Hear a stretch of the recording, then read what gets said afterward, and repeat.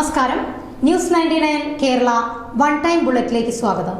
തിരൂർ ബിപിയങ്ങാടിയിൽ വെച്ച് യാത്രക്കിടയിൽ പ്രവാസിയുടെ രേഖകൾ അടങ്ങിയ കളഞ്ഞുപോയ പേഴ്സ് ഉടമസ്ഥനെ കണ്ടെത്തി തിരിച്ചേൽപ്പിച്ച് തിരൂർ പോലീസ്. പ്രവാസിയായ യുവാവ് കുടുംബസമേതം യാത്ര ചെയ്യുന്നതിനിടയിലാണ് ബിപിയങ്ങാടിയിൽ വെച്ച് പേഴ്സ് കളഞ്ഞുപോയത്.